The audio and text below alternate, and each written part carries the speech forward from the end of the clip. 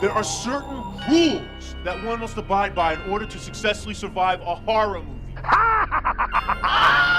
I met this 6-year-old child with this blank, pale, emotionless face. Hi, I'm Chucky. Wanna play?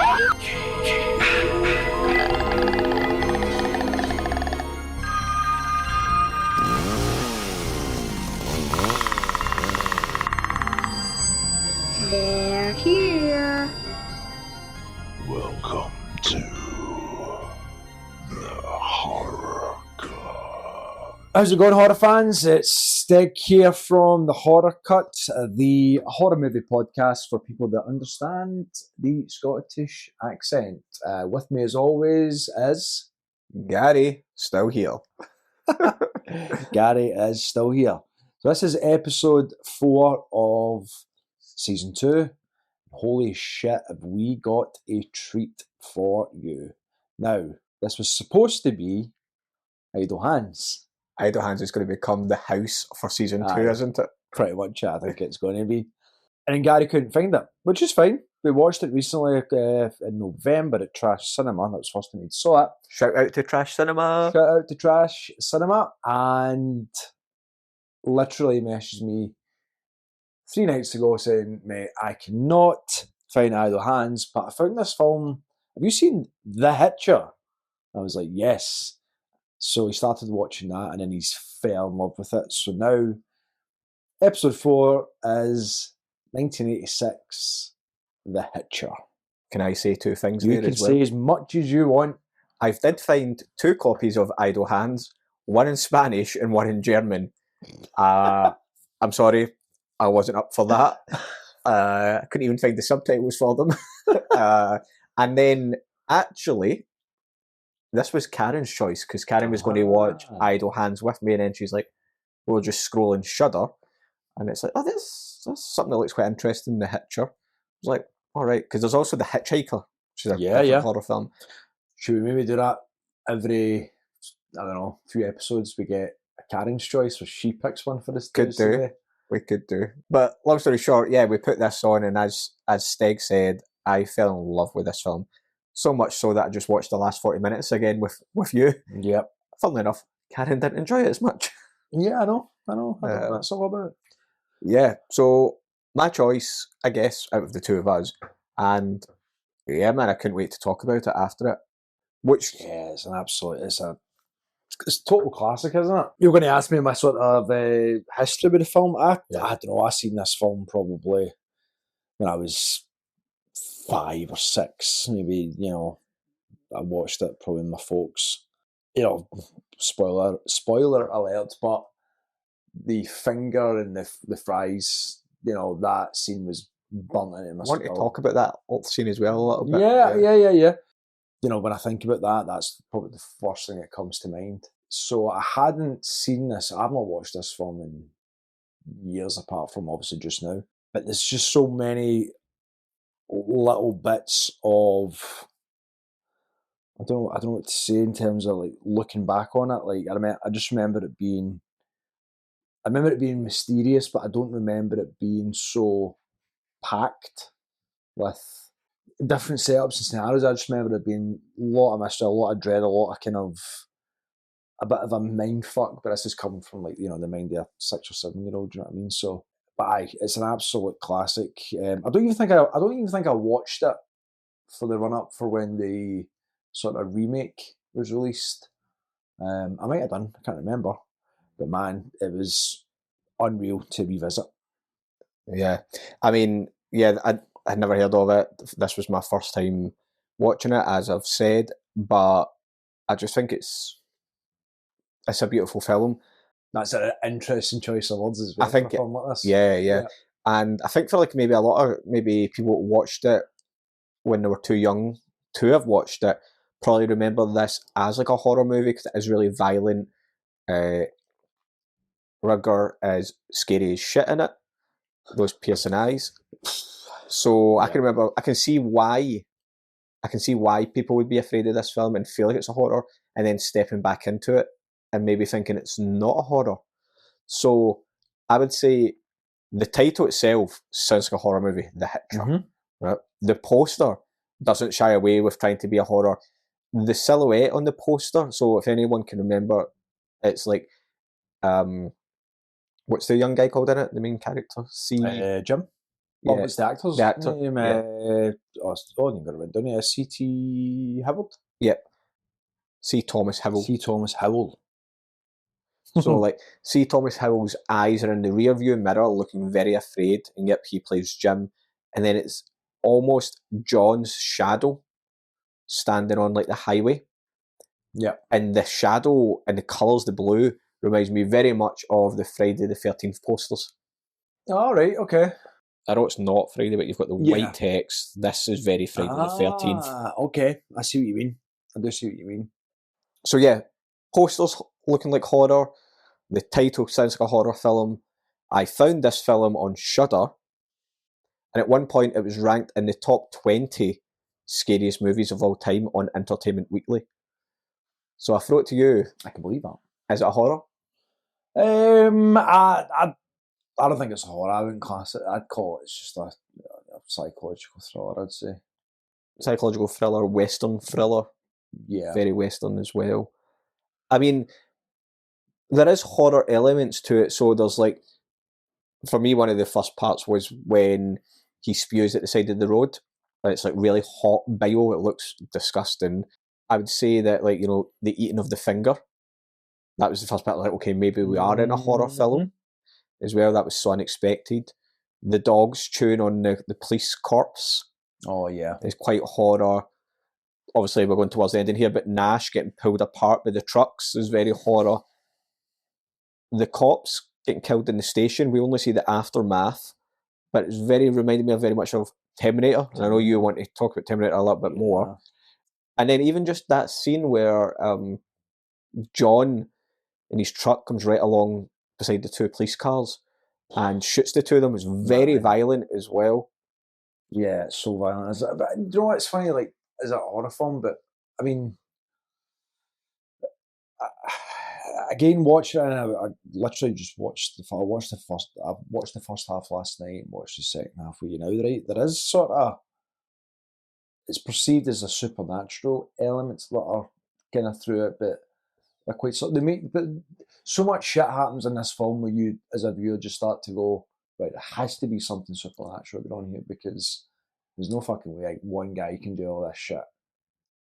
But that's yeah, we can talk about that. Yeah, I guess a talking point. What we'd also say is, you know, if it is a horror, it's a complete opposite of a slow burn, for instance, right? It's like high energy.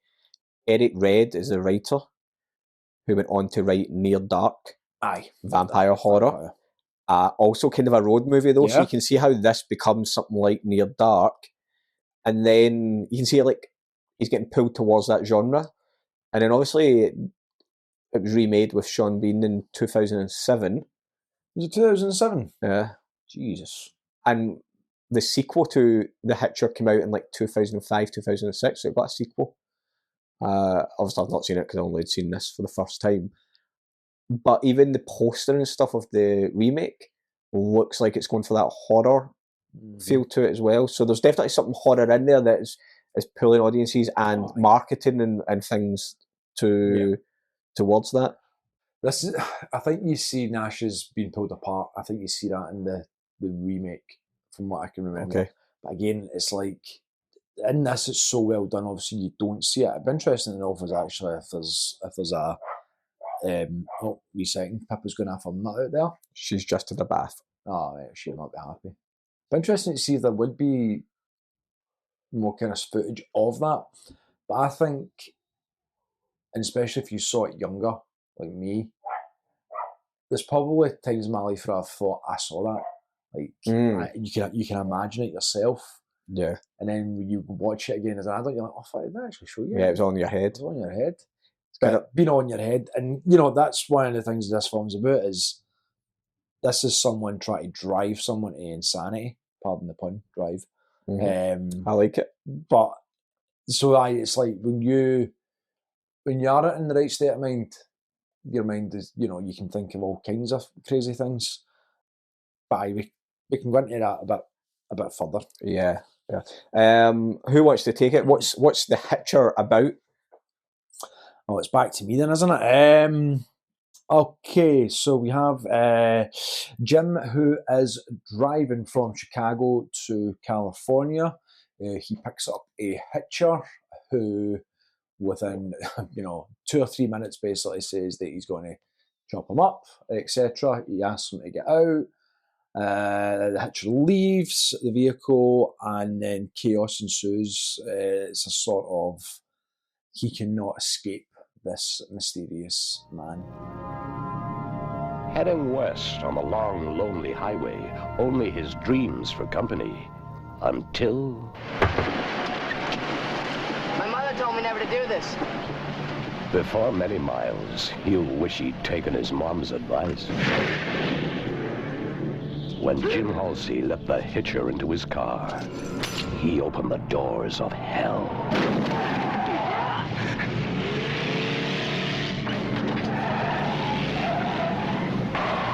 What do you want? I want you to stop me.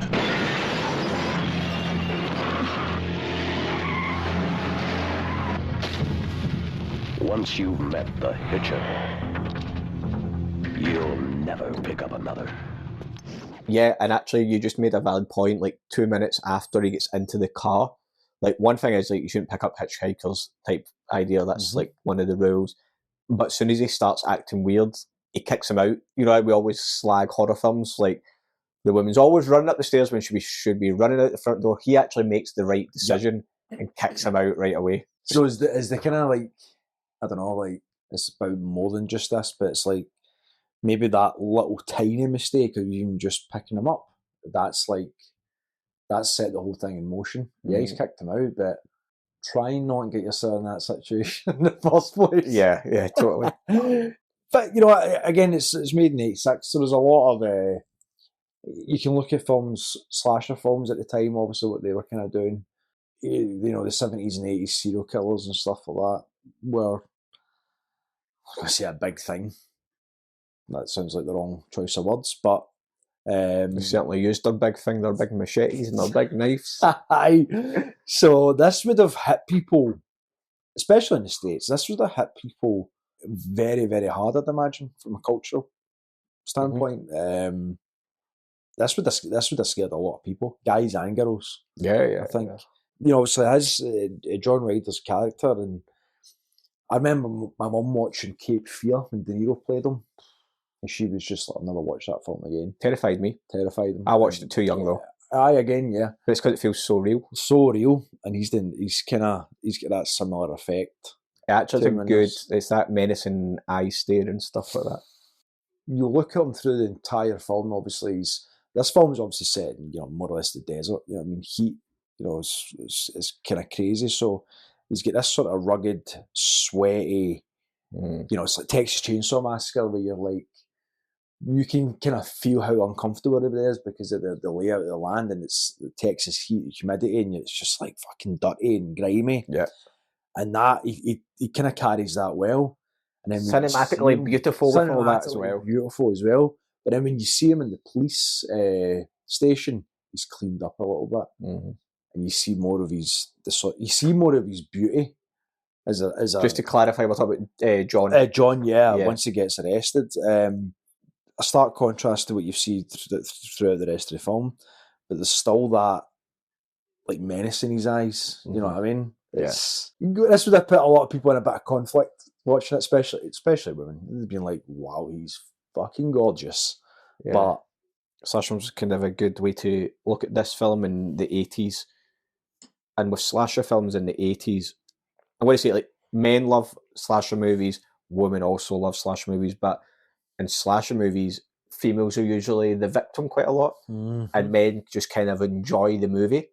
Is this maybe like then men and women can really enjoy this film, but is this one maybe for the men to fear a little bit? Jim thinks he's a bit cool, like travelling the highway, smoking, he's got his hair wafting in the wind, like, and then this guy just comes in and knocks him down like several a peg times, or two. Yeah, several times, aye. The same way, if you look back at our episode on the Devil's Rejects, we spoke about the victims in that, these men who they think they're like Texas cowboys, the real badasses come in and show them what it's like to be a fucking badass. And it's kind of like the same here, that this guy's like, thinks he's a bit cool, a bit edgy, and then a real edgy character sits in his passenger seat and freaks him the fuck out. But also, and we'll get into it a little bit more, but also, yeah, it freaks him out at the start, but then I think Jim starts to enjoy this chase a little bit. I think that's one of the reasons that he turns back. Like, I'm deliberately using the expression wrong here, but John comes in and makes Jim a man. He's running at the start, and then by the end, he's turning back that car and going after the killer. Yeah. And that's, you know... And at this point, he's in the... And that's the thing as well, he's in the clear. It's been proven you've not done any of this, right? We know this now because you've been trying to tell us this for the last hour. Yeah. That's the run time of film, not actual. Yeah. And, you know, and he's got everything there that he needs, but it could be as well, he knows he's not going to stop. This isn't going to stop him, right? He's in custody, but it's not going to stop him. I need to, like you're saying, become a man to take him down. Do you think John... So what's John's motivation for it? Does he have any? Do you think John wants to live, or does he think he wants to? Would he be cool with being caught and just being like in a police cell for the rest of his life, or do you think he? So what do you think? Okay, I got this right away, and Karen laughed at me, right? But what do you think the connection is between the two of them? Is like John, does he want him to kill and stoop to his level? Does he want Jim to become a killer? You know, like the same way like the Joker in The Dark Knight, the Joker wants Batman to kill. Yeah. That's his one rule that he doesn't break. Is John like the devil? Is he pure evil? The Devil's Highway type thing in there? I think it's deliberately left up to interpretation. Aye, it's aye. Right? But I also totally got another reading of this film. What? A Nightmare on Elm Street Part 2. I think there's a total queer gay reading of this film, because I think there's a lot of like erotic chemistry between the two of them. They always are looking at each other's eyes. Is it a metaphor for like two guys attracted to each other in the 80s in a society in which they're not allowed to be themselves? And there's this scene where like John lovingly strokes Jim's face in the diner. He's like got him and he's like touching him, right? That's when he puts the eyes, the coins, the coins on his eyes, right? And there's another thing on this, right? So you're asking me what's John's motivations. Right before he picks John up, he's driving along and he starts to fall asleep, and he just nearly gets hit with a lorry. And now I'm not saying it's dead end again. I was at one point I did think about that. I was right? Like, oh, just because I watched Dead End recently. Yeah, but it could be a dream. The other way you could look at it is he nearly dies at the wheel, and maybe he's contemplating his life, and he's a metaphor for this, right? Because as he opens the door, so let's go with the gay reading of it, right? As he opens the door for John, the first thing he said to him was, "My mum always told me not to do this. Don't be gay," right? Then there's the... That is the first line he says to us, isn't it? And then they get to the roadworks, and John puts a knife at Jim's, and the roadwork guy comes over, and it almost looks like his hand's on his lap, like at his groin. And the road worker notices him and then calls him sweethearts. And then John blows him a kiss. The road worker a kiss, right? The next thing we see the family with the boat. And suddenly John's in the back of the car and destroys them. And they're like the whole all-American family. They're like the perfect American family. Tearing it down. He's also gone from Chicago to California. California had a bigger gay scene in the 80s. Massive, so is he travelling to this new way of life? He also tries to give himself up quite a lot to the cops. And I don't know if that's like giving into it. Who John does, or Jim. Oh, yeah. If John is like kind of like this kind of gay metaphor as well, he's kind of like lurking and stalking, and it's almost like a threat to the straight man. He also just appears, like nobody else seems to acknowledge him except Nash, as you pointed out right at the end there. And Jim just wants to like feel seen. For instance, like John just arrives at the diner. We never see him coming in. He just sits down and has a conversation with him. You see that a lot. He's just there. And he all seems to know where Jim is. Yeah, that's okay. Aye, Right. that is the question. Is okay. Yeah. But and I asked you when we were watching it there, I never noticed before that Jim also thinks about committing suicide after everything he's been through. There's a part where, so earlier on, Jim says to John, "Why are you doing this?" And he's like, "You'll work it out." And I wonder again if that's the whole like gay thing, because at the end Nash goes, "Why didn't he kill us?" And then he won't answer, like, because he's worked it out, I think. And if I'm right, then I would say Nash isn't real either, and that's him fighting with his identity. Now, none of them are really acknowledged, except to the very end, where the police acknowledge both at the same time. And Nash is the only other person that sees John. And I think it's a man fighting kind of with his identity. Wow. Have I just ruined the film for you? No, you've not. It's I've never. Again, you know, I've not watched this film in a long time, but I don't remember any. I don't remember ever being described as that, or ever that ever coming up as a topic. Do you get like? But do you see the Elm Street 2 Jesse character? Oh yeah. It's very similar. Oh, aye. So I'm going off on a tangent, but him and Nash stop in the last 30 minutes at the motel. They don't have sex. The both of them stay fully clothed, and it's John that ends up lying beside her in bed, and he kind of like, it's really weird. He kind of lies beside her, and he can't quite get comfortable with the woman.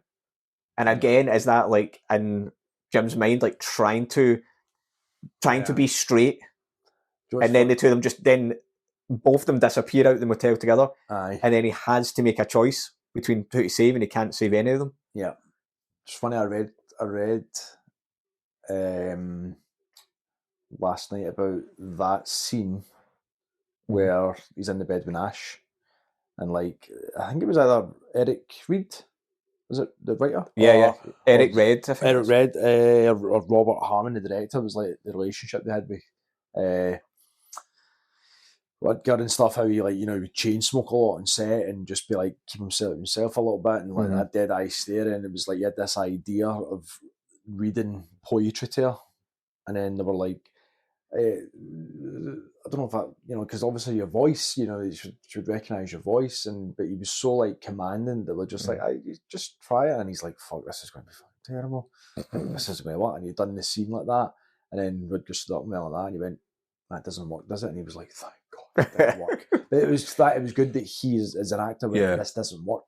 So but thanks for letting me try. Yeah, it doesn't fucking work. That's like in Jaws when Quint wanted to do the monologue drunk, because he done it drunk. Aye, it didn't work. It didn't work. I think some of it in there, some of it might be in there. He messed up, didn't he? Yeah, it was he done it drunk. Went back. They told him to go home. He woke up fucking feeling terrible. Phoned Spielberg and went, "I fucked up." Didn't he? He went, "You fucked it." Yeah. And he says, "I need to do it again." All right. But in the same time, they've cut it together using both scenes. I think so. Yeah.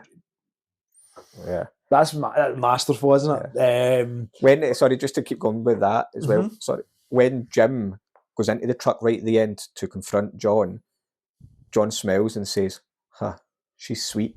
And it was nice try going with a woman, I think, as well in there. I've got a few more things on it. The fact that the woman is killed is almost him like maybe going, I'm done with women, I'm gay, maybe. And then the other side of it is when he confronts John at the end, he's not knocked John down, sorry, John's smashed through the windscreen and he's hit the brakes and he's rolled, and he goes and checks on him and then stands up to walk away. Out of nowhere, John suddenly got the chains and handcuffs. Yeah, and throws it at him. They've been sort of hanging from his. I didn't notice them though at all since he jumped. I know they were from when he was in the back of the bus, but I think that's really interesting. It's like, is that the chain that binds the two of them together that he's finally like escaped from as well? So I just think there's lots kind of going in there. And then the last thing on it is, as I said, he falls asleep at the wheel and then just misses a truck. Then he picks up the hitchhiker. So is it all a dream?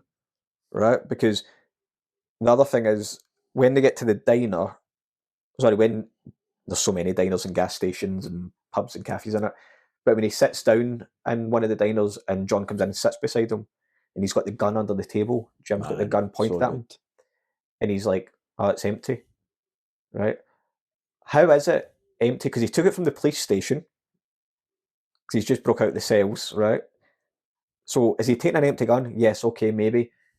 Then John points his finger under the table. So again, imaginary, right? So it's not real. But then John's got the bullets in a handkerchief for the gun that Jim is using. Yeah, how did he get it? It's just, so did he take the bullets out, knowing that he'd pick up that gun? And so I don't think he's real. He's got no birth certificate at the end, no fingerprints on the database, no driving license. When Jim is standing watching him through the two-way mirror at the end, and the cops are asking John what his name is, and he just goes, John Ryder. And he hears him through the glass. So like that, and then one of the cops says to John, "Where are you from?" And he's like, "Disneyland," which is like an imaginary fictional place. I don't know if that's where he's going, "Nowhere, I'm not really here." And then when, this is disgusting, I know, right? But if we're going with this homoerotic vibe, when he spits on him at the end, it looks a bit like spunk. Oh, it looks pure white. It's pretty gunky, isn't it? So for our American listeners, we call cum spunk sometimes. Just thought I'd throw that in there. And John and Jim, they're very close names. Yep. Usually in screenplays, we are taught never have two characters in a script with the same first initial because it gets confusing to read. They're John and Jim. John, Jim, James are all kind of the same name. And then right then, the cop, the one from The Mist and stuff, says, "There's something strange going on between you two. I don't know what it is, and I don't want to know." Yeah, that's very like, that's no. You're 80s. You're gay, and yeah. Realistic it should be. I want to know what this is because I'm a fucking cop that's trying to solve this case. Yeah, but it's like I don't want to know.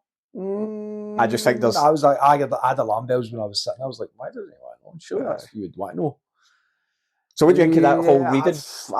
Man, that's again, watching it, you are looking at there's a connection, and I guess the connection would, whether it's supernatural or whatever, that would help with the tying in of how he gets around and how he just appears. That would, you can do the rabbit hole in that with that stuff, which is fine. The sexual type stuff, I've never thought about before in my life. I think it's so, I don't know, I think it's so clear. Even, see when they go past the first car that John has killed the guy from? The Volkswagen. It's that. And he says, hand in the leg. Yeah, he pushes down on his knee, which is very touchy-feely. Because there's so many, just keep going, I'll explain. There's so many other ways that he could have, but just forcing his hand on his knee, his thigh, his lower thigh. Yeah. So it's twice, even just in the car, that he's touching around about that area. I need to rewatch this film again with a fresh set of eyes. But it could be, as I says, it could be it's all a dream and he's just fallen asleep at the wheel. As there might be no cops dead. There's just so much going on in it. Yeah. You could maybe forgive when he first goes into the family vehicle. You could maybe go as a viewer.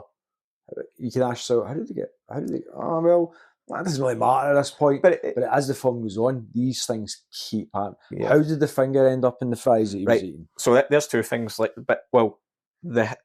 fact that he's a hitchhiker, that's how he's got in the back of the family van. He stuck his thumb out. So you go, right, okay. Yeah.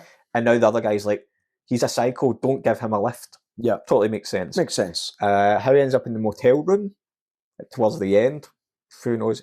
He's obviously killed all the police officers.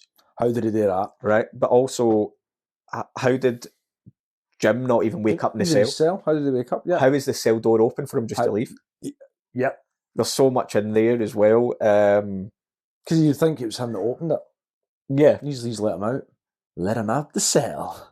Come out the closet. yeah, come out the closet. That's a good, Like, I know you're joking when you say that, but there actually could be like a metaphor in there because the world wasn't very nice, shall we say, to people who were gay in the 80s.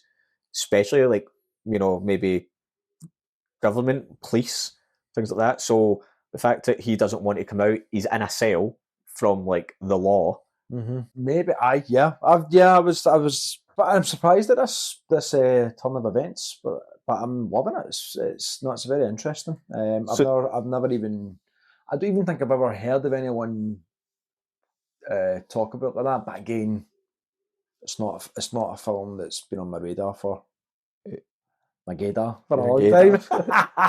But also in the 80s, people probably wouldn't talk about it. That's why it all had to be subverted into these texts and like an Elm Street. Yeah, because you wouldn't have went and watched it. You know, a lot of people wouldn't have went and watched Nightmare on Elm Street Part 2. If they knew. Yeah. Subliminal messaging. Yeah. But if that is the case, then do you think Nash is real? If we take it that John's all in his head and Jim's head is Nash, because the whole film can be in his head. Yeah, but I just mean like she's not really like, she also kind of just appears. So he arrives at the diner, she works there. Then she randomly is on the same bus as him as well. Yeah, and it's like this. You know, there's for a place that's in the middle of nowhere, there is a lot of cars. There's a lot of traffic, I think. Okay. And a few times I was watching it when you're, you know, I think it was a couple of the scenes we went. I think when we went to the garage. In the background, in the road, you can see cars. Right. And you're going, did the filmmakers mean for that to happen, or is it just people who've, you know? I mean, it looks low budget, doesn't it? It does look. Oh yeah, I think looks stunning. Well, it looks stunning, but I think that's another conversation of low budget, but what you can do with a location as beautiful as this, fucking hell. But then I started to think, well, does he not want to flag down other people? Because at this point in the film, it's like an hour in, so he knows that this guy's not going to mess with. He doesn't want other people to get hurt. He doesn't want other families to die.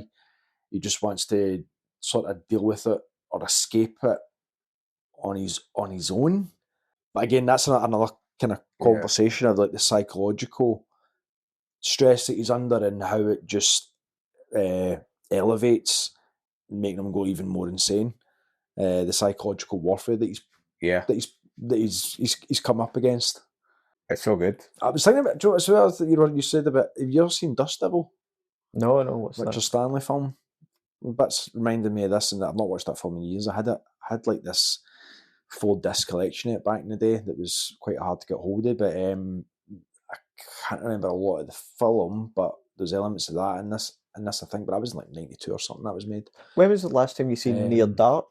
Tried to rewatch it. No, 15 years ago. Catherine Bigelow, wasn't it? Aye, yeah. Bigelow. Bill Paxton. Aye. What year was it?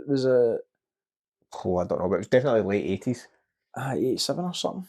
But I wonder as well if, like, you know, if there's maybe a queer reading in that as well, because it's all about change. Change, yeah. As well, so I'll need to have another look at it. I'll need to, yeah. I think I started watching it maybe half an hour in. I just, for whatever reason, I couldn't be asked to it. But maybe it's something to revisit. You know, we touched a little bit on the cinematography. You were creaming in your pants at some of these shots. the shots you took to the face. Yeah, let's talk about that. They're amazing, aren't they? Mm-hmm. It is. Like, the light at the start is beautiful with those mountains as the sun rises. It is low budget, so first I'll be honest, like, I wasn't sure if the sun was setting or the sun rising. And when John and Jim are both in the car, out of one window it did look like pitch black, and then in another window it's like, oh, it looks like it's coming up for the morning. So it wasn't perfect, but they obviously had only a certain amount of time to get these shots, and the shots that they do get is great. So a lot of effort has been put into the lighting. There's the scene when they're in the kind of like mechanic's garage, and John hands Jim the keys, and it's just in this like ray of light. Even the lighting in the jail is like hazy and smoky. Yeah.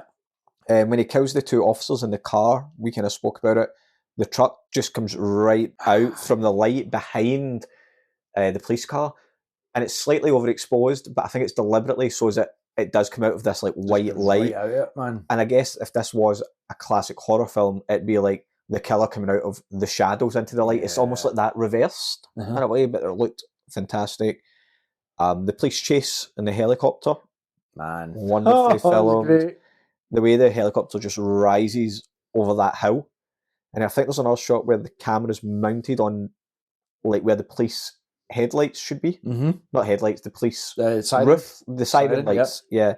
The camera seat's been mounted there, and the helicopter's just following it behind. It's just, yeah. It's wild, isn't it? Not going to lie, when I watched it last night when that police helicopter come up, I was like, shit, is he going to be piloting the police helicopter? I was like, no, don't. Like T2. Like, and that's I think, that was probably where I started to go Terminator or Terminator 2, and then I started thinking, well, Robert Patrick, T-1000. Yeah. Like, Totally. similarities that he just keeps coming. He just keeps Yeah. coming. And also...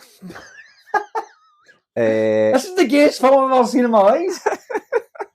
But also, see the kind of like John Rutger is in this kind of like, it's kind of like this like dark grey kind of army jacket, which is very similar to the jacket that Reese or Arnold Schwarzenegger wears in the first one.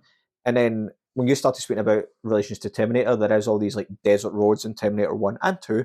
There's these stops at the motels, a little bit of chemistry between our two heroes. Mm-hmm. So that there is all that. And even just the 80s look, that dirty lens, and it's just a bit grungy, but it looks beautiful as well. Yeah, it does. I don't know why we're comparing this randomly to Terminator, but it makes sense because Kyle Reese like has known Sarah Connor for like 2 days, and suddenly people go to the garage or the cat house and shag the next night, but but they're in love with each other after like 2 days. In this, it really wouldn't make sense for them to fall in love. Lay off some, release some tension. Maybe there's a chance of shagging, but not falling in love. Whereas I think this is. No, I'm not saying. I don't think falling in love. No. But Terminator, they do. Yeah. I came across Time for You, Sarah. Yeah. By the way, I love the Terminator film. Oh, it's beautiful. But yeah, just to quickly go back to the cinematography, the way they blow up the gas station, like, just looked stunning. And the helicopter chase scenes, the helicopter crash, it crashes down, and then you've got like the police car crashing into it. You just don't get stuff like this anymore because it's all CGI. Yeah. And pretty soon all AI shite. Mm-hmm. But this, as soon as the gas station blows up, I was like that to Karen. That looks so fucking good because it's real. It's real flames and shit. Yeah. It's like proper. You think as well, the stunties and stuff like that. They must have worked on this film, man. Like, it's almost like they're doing things at the time. They're even kind of. Look at some of the scenes in Terminator as well, where the car chases are. The helicopter in Terminator 2 flew under that bridge, really. Yeah. And it's just like, I mean, it's dangerous, I get it, and it's not dangerous to do CGI, but there's a lot more creativity in films from this time because they had to think, how are we going to do this? Yeah. And make it look real. Like, even things like the helicopter crashing into the side of Nakatomi Plaza in Die Hard. Mm-hmm. It's miniatures. Yeah. Fucking looks great. Yeah. As I'd say earlier on, this is low budget. Mm-hmm. $6 million, $7 million. My favourite shot though is the wide shot right at the end where the crashed up Jeep is on the left hand side of the screen and John Rugger is standing at the right hand side with a shotgun. Honestly, I'm thinking about putting that to my laptop wallpaper cover photo after we do this podcast.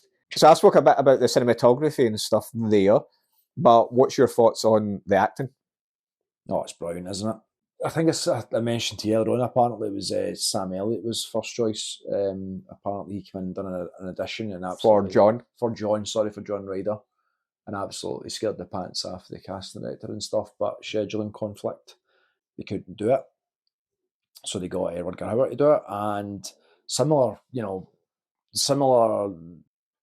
Sam Elliott, him, a couple of other actors at the time as well. You could say, yeah, they were all very similar. Blue eyes, kind of striking presence. They get the chiseled jaw and all that kind of stuff. But I think he's fantastic in this. And again, he is kind of at times a bit like a robot, but like a supernatural force that by doing nothing a lot of the time, and it just gives him all this power and this energy.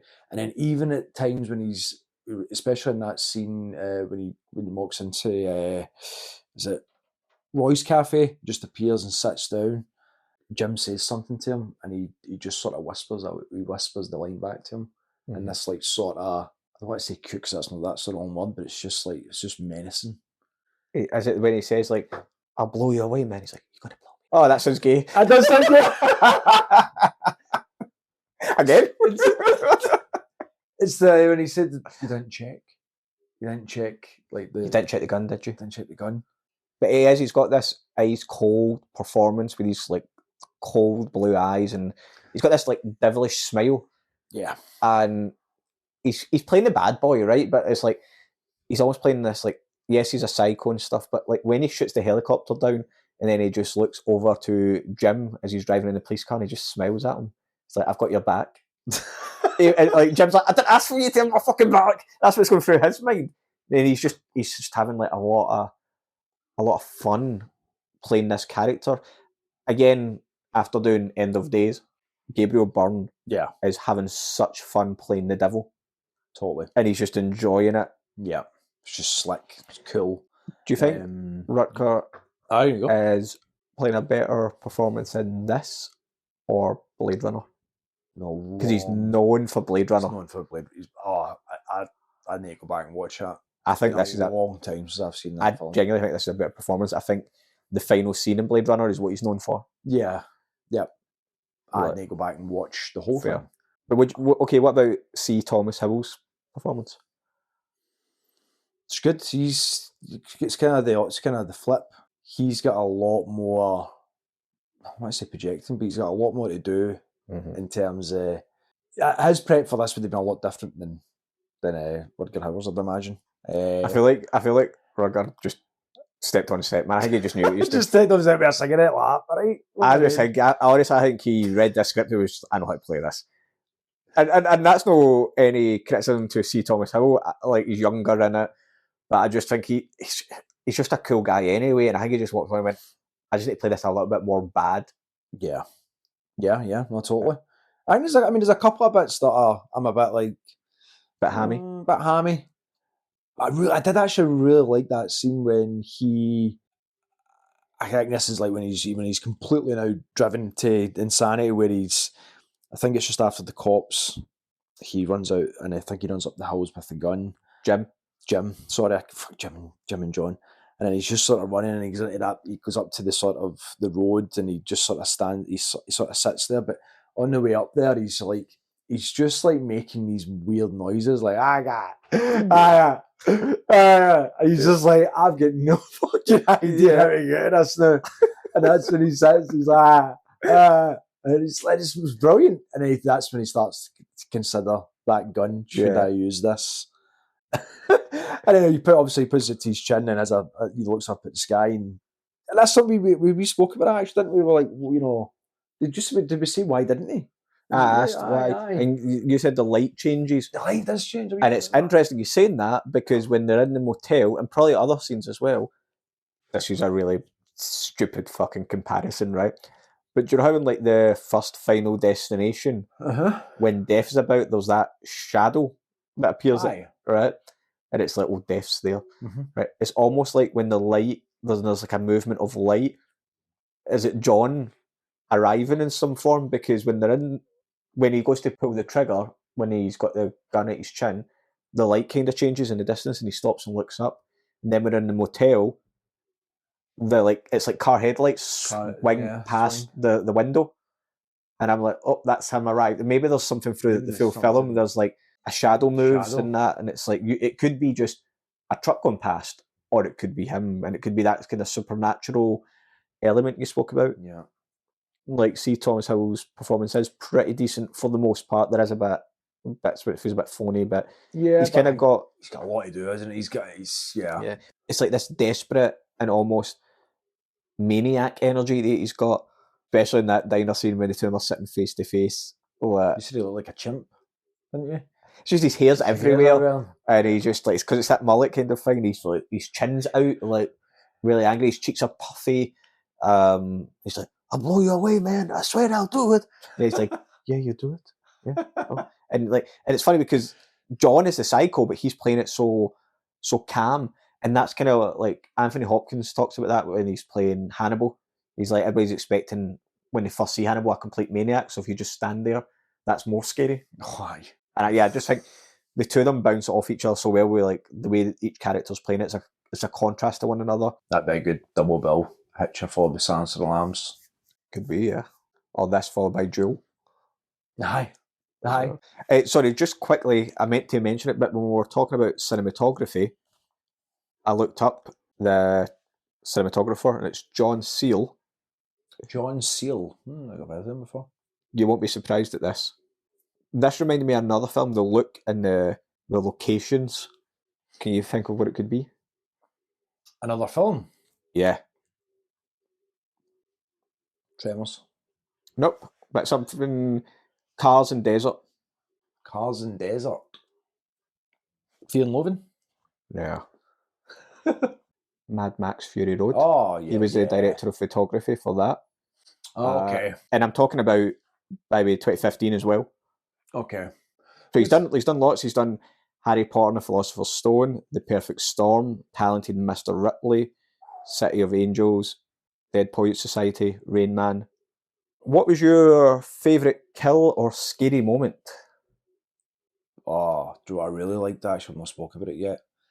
I really, really liked when the family get it, and obviously you don't see anything. Like Dead End. He gets up there. Doesn't really show you. It doesn't show you, but he gets up there and he looks in, the camera cuts to his shoe, and you just see the blood dripping on it. Mm-hmm. That's all you need. And then he just runs, and you're like, fuck, so effective. Yeah. So effective, man. I was literally expecting last night when I was watching it, I was like, to see something. Yeah. Didn't see anything. That blood It's the same again. Brilliant. Just to add on that, I think it's the same when Nash gets pulled apart. Yeah. You were saying it, you thought you could remember that, but you don't see anything. So that was almost my favourite kill or scary moment. Mm-hmm. I think it's a good scary moment because the sound design, you just hear the things getting stretched. Yeah. But I think my favourite is when John just comes out of that white light that we spoke about and just points his gun and shoots the two police officers in the front of the car. Yeah. It's so effective. It looked so real. Comes out of nowhere. A lot of people would have maybe went, because it's kind of comes from behind his head as well, isn't it? Mm-hmm. He's in the centre of the frame. He's to the left of the frame. The left and of the frame. The right of the frame, you see throughout the back of the window. Okay. And you just see the truck like coming through that. Yeah. You would maybe have thought some, like Jeepers Creepers, you'd have probably seen it from a further distance, having all that time. Whereas this is just like, it's fucking there, and you're just like, shit. Yeah. It's almost like it's coming out of mist. Aye. Really fast. Yeah. You don't expect it. No. That's it. Brilliant. So the finger. Yes. What is that about? Because it's not explained. It's very hard to try and even explain it, like dissecting the film. Has someone else been killed? Is it like going back to Nash and John, if they're like a figment of his imagination, one of a kind, basically? Is it a finger then from the fucking All-American Family with the boat? Aye. Because somebody's cooked him the cheeseburger and chips. But then it's him that's cooking the cheeseburger and chips. I don't get it. But it's a scary point in the film. Yeah, it's a scary point. And I remember going, oh! And I remember Karen doing it as well. And then it's never answered, man. You would never expect that, because it's quite a close shot as well. So it's funny because I was looking at those. I was starving when I watched it, and I think that's a good looking cheeseburger. Oh mate, that cheeseburger looks so brilliant, good, man. And I was looking at the chips, going, those chips are really chunky, but in a good way. But obviously chunky, so it looks like the same size as the finger. They're the kind of chips you used to get, and they're like your man's chip pan. Yes, and it's like the kind of tiny thick cut chips. That's something I fancy them. Yeah. Don't really see them much now. It's all French fries now. Yeah, they're potato wedges. Chips. They're closer to a potato wedgie, aren't they? Aye. They're a rectangle potato wedgie. Yeah. So do you think there's any way to explain the finger? I don't know. And that's what. Was it there? It's there. You kind of get the feeling that the filmmakers are that smart. That wouldn't just be do you know what? Just put it in there for to freak people out. I don't think it would be that. There's a scene as well in End of Days. The female character in End of Days, I can't remember her name. Yeah, I can't remember the character name, but yeah. Christina York. Christine York. Yeah. She looks at an app. She's having hallucinations throughout the film, and that is explained, right? But there's a point where she looks at an apple, and it's full of like maggots / like people screaming at her. That's quite cool. But Arnold Schwarzenegger sees it as well. Yeah. Never explained. Never explained. But it's kind of in there for obviously a reason that she's not just crazy, I guess. But this again, like it's never the chip finger. Chip finger, that's brilliant. It's a finger in my chip. It's just, I don't know. It's a weird bit. I mean, it's a good jump scare. Aye, because then you start to go, how did they get there? When did that? Is she get something to do with this? Is she dead? But then no, because she's in there now. So he would have had to have walked up and put it right in front of him. It's a really weird scene as well because she goes into the kitchen. He's like really bug-eyed, eating his chips, but he's staring where she is, and there's a lot of noise coming from in there. Because at first of all, I was like, is she getting murdered?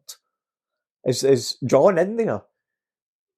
And that's kind of where like all your focus is looking at, because he's looking manic as he's eating these chips, just staring. Because I remember saying to Carrie, and I'm like, usually you look to make sure you're getting the chip in your mouth. You look at the chip, but he's not. He's just, obviously the listeners can't see what I'm doing right now, but but he's lifting the chips to his mouth and not making sure it's getting in because he's so focused on what's happening through another door. So you think he might be imagining it?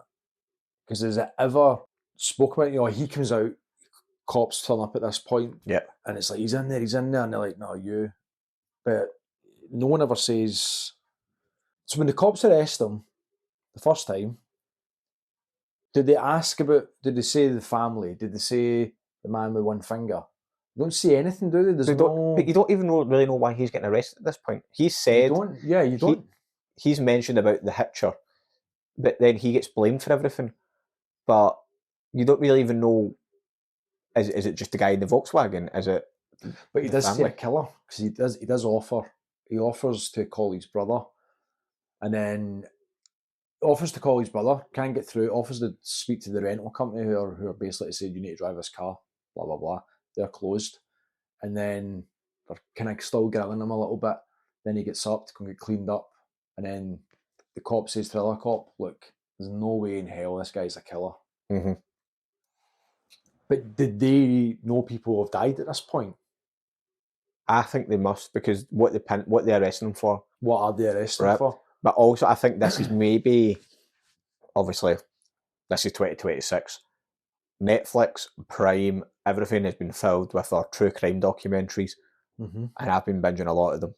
Right, probably not good for my mental health, but I have. Right, and I've also been my creative. The best thing for mental health, man. I know. And my creative recommendation was that serial killer book After Dead End as well. So, but what I have realised is a lot of the cops in America, and probably the rest of the world as well, just want to close a case and will pinpoint things. That's what we found out watching all these, right? The cops don't really care. And different states the officers don't talk across state lines and stuff like that, and they get stuff wrong.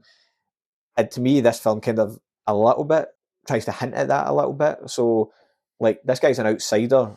There's murders. Oh, it must be you. Jail. They don't listen to him, right? Even one cop says, this isn't a killer. And they're like, fuck it, get him in this jail cell. They don't care. And I think maybe, just maybe, it's hinting at, like, about the American police system as well. Sorry to our American listeners out there. I think he could have been put in a cell, he could have called his cousin Joe Pesci, and you'd have got My Cousin Vinny. Sorted. You seen that? I have, yeah. How good is that film, man? You should start a comedy podcast and do My Cousin Vinny. The comedy cut.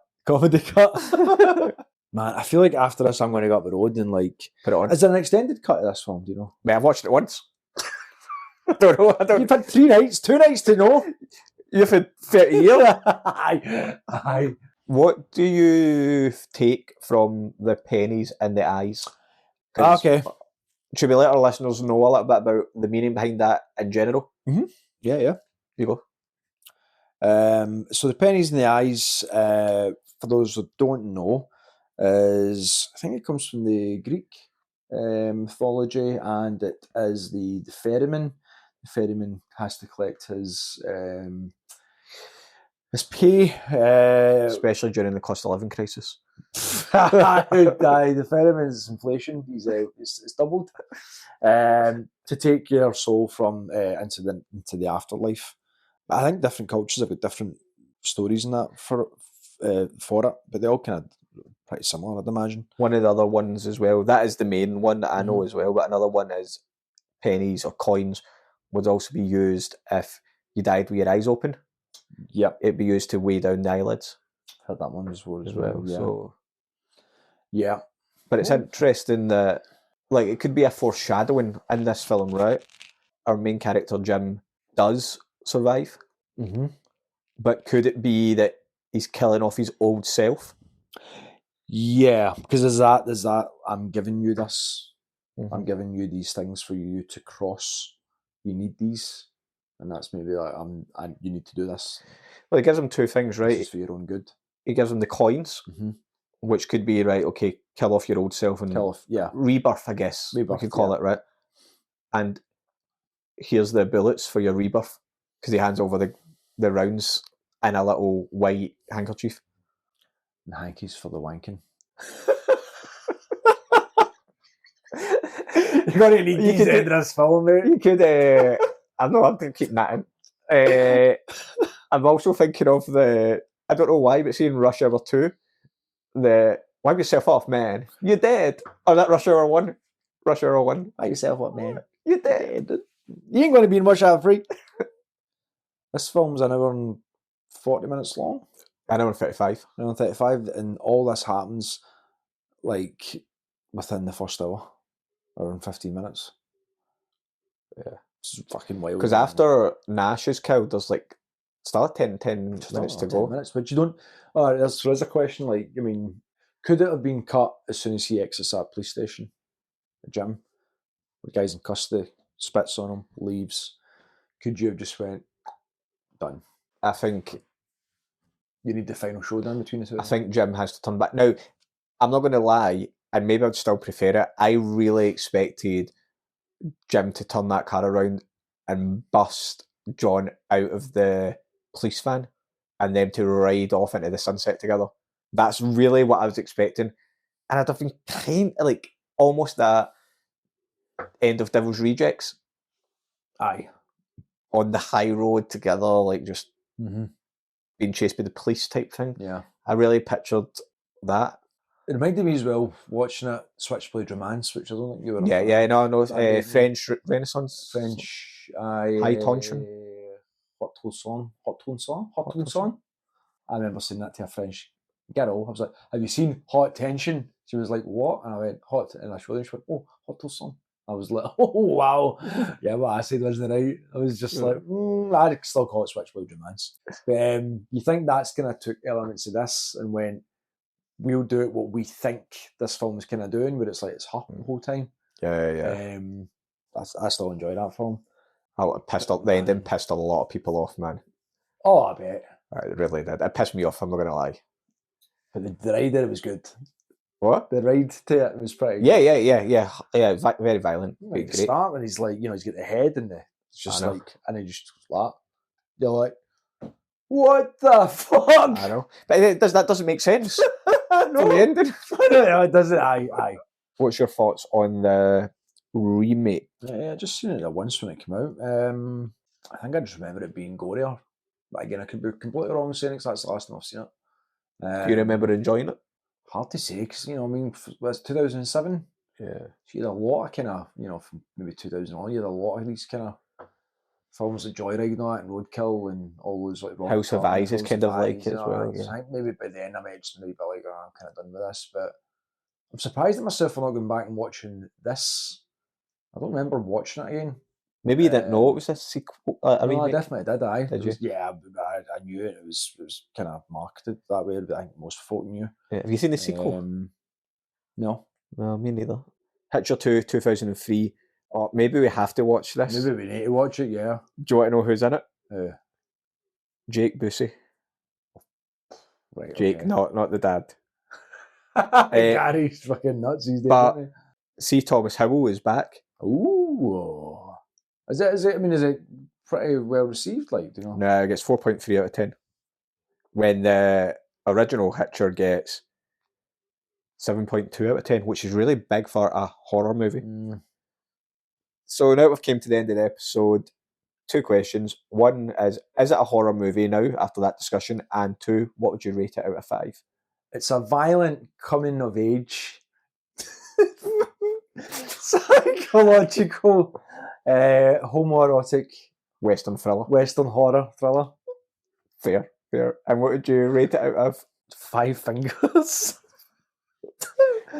5 fingers out of 5, man. 5 fingers out of 5. I'm going to go 4 out of 5.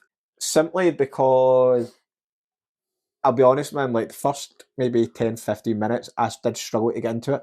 Okay. I was like, is this just going to be them in this car the whole time? I wasn't kind of feeling it. And then after 15 minutes, I was strapped in, my seatbelt was on, I was ready for the ride. Do you think that was maybe because they knew that, you know, for the next hour and 10, 15 minutes, it's going to be pretty, you know, high stakes, that, you know, that 15 minutes could just be a bit of, you know, a little gentle foreplay. You know, yeah, no, it could be. And I also think it just depends, like, again, like we spoke about this before, but sometimes bad marketing can really unsettle you for a showing. Like, so like that poster, the title, maybe 10, 15 minutes, I was like, when's the horror going to start? Like the proper horror? And it wasn't that type of film. So then I was like, okay. It was the same like when we went to watch Rare Exports for the Christmas special. And I was like, I was having anxiety watching it because the horror hadn't started yet and I knew we were going to do it. Yeah. So if I had maybe just put it on, there wouldn't have been that stress. Yeah. You know? You want to get the 4K, don't you? The second sight. Yeah, especially £44 on Amazon Prime. Listeners, if anybody wants to buy me it, hook me up. I bet Jingy, I would change it up. Would you go from a 40 like a 4.5 if you seen it on a different restoration? I actually think it'd be all about the special features and stuff, when putting the making of and the story behind it and the changes and stuff. Because supposedly this was going to be so much more violent, and it went through different variations. Yeah, I've heard that as well. Before. Casting choices change and stuff like that as well. Yeah. So, Steg, what is your creative recommendation? Come on, mate. I need a shite. If you are going to do a shite, I can maybe have it when you come back with it, actually. Do you remember the film A Ghost Story with Martin Freeman? No. Casey Affleck? Oh, yeah, I've not seen it. Yeah, that one now. Yeah. I've literally shown Gary a picture of the poster. I remember watching it. I've only seen it the once back, maybe 6-7 years ago. And I was recently talking about it when I was away with some friends, and it just popped into my head when we were looking for some music. And I always remember the soundtrack being pretty good for this film. But yeah, it's kind of not what you expect, but I found it to be quite. Yeah, you can say it's a little bit depressing, but it's kind of beautiful as well at the same time. So that is a Ghost Story. Nice. Mine is Black Phone 2 that came out towards the end of 2025. So if you've not seen it, it's definitely worth the watch. My letterbox review was A Sinister Nightmare on Camp Crystal Lake ... on ice. Right, okay. That's how I would explain that film. But it ups the ante on the first one. The first one I was kind of, again, me going into it, I was kind of let down because there was kind of like this supernatural element to the first one, which I wasn't really sold on. But then going into the second one, I knew that was going to be there. So it just kind of elevated everything that a wee bit more. But it's a lot of fun. Did I see the first one with you? No, I think I went and seen it myself, actually. Okay. Wee loner. Okay. Well, thank you very much, listeners, for tuning in and for your continued support. We really appreciate it. Yeah, looking forward to the rest of season 2 to bring you more reviews. And yeah, I'll hand you over to Gary. Yeah. So as always, if you like what you're hearing, leave us a review on Apple and Spotify. You can also follow us on TikTok and Instagram at The Horror Cut Show. Or you could follow our Facebook group, or you could join our Facebook group at The Horror Cut Show on Facebook, where you can leave your comments and reviews on the films we're discussing. Until next time, I'm still Gary. I'm still Stay. See you then. Cheers.